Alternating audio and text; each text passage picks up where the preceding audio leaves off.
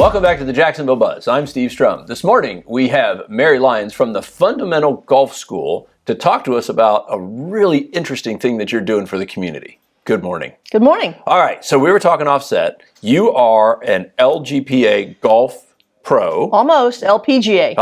Got it. Okay, golf pro. That's correct. And you have a business that teaches people like myself how not to hit the ball in the woods all the time. All the time. All the time. And I'm left-handed. We talked about that. So it's like all the time, except for one hole.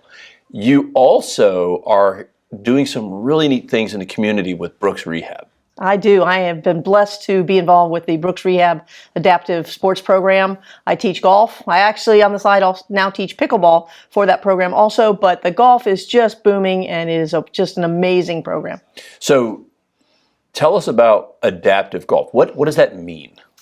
There are many adaptations you can make to a golf swing, depending on someone's physical ability or disability, mental ability or disability. And we try to take a person's skill set and put a club in their hand that they can swing and make contact with the ball. And for some, it is absolutely life-changing. So this is a program that you guys put on to help people, because when we were talking about this earlier, I was just like amazing. You're people that feel like they cannot compete in sports or activities because they had a heart attack, stroke, maybe lost a limb, all kinds of stuff. You are providing them a pathway to be able to participate in a normalized activity to their ability to play.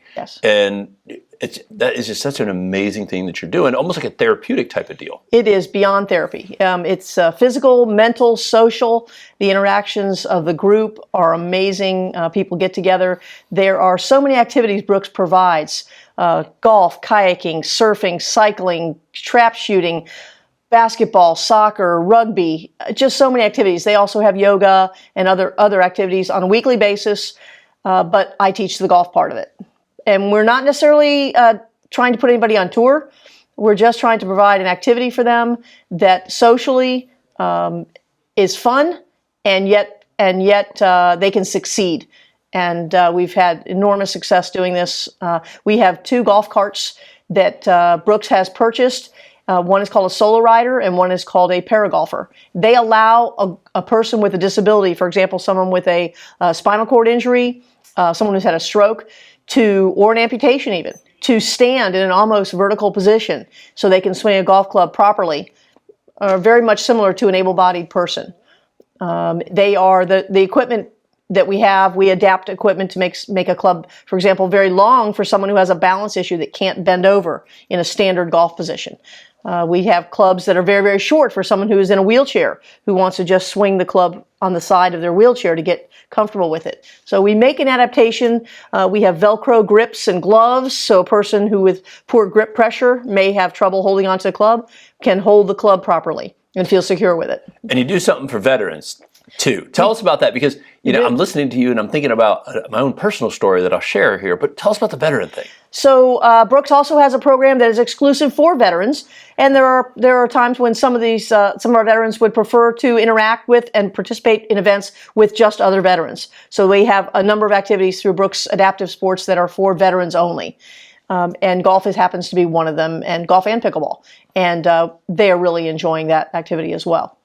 So the reason I ask this or kind of point these things out is, my dad is a senior, we'll say that, 29 years old plus a couple of years, who is a military veteran, who is also a firefighter, who has also had some severe, physical traumas. And there was a point in his life 20 years ago where he could barely participate in anything. Of course, surgery corrected that. And what our family noticed was not just the physical ailment side, but then the social aspect of it. Now, I would say Richard Strum is not a golfer per se, but there was a feeling of not having that outlet. Yes. So you're providing a place for people of all abilities, disabilities, military veterans, whatever, a way for them to engage in at least something that is normalized for them. That's correct. And the idea of it being something normal or something they did in the past, and we have a high percent of our people who've never participated in golf, and they thought they never would. and they're now getting that chance. We also provide and allow for family members, because the trauma sometimes, for example, with your family, maybe something that other family members and caretakers, they can participate in our program as well.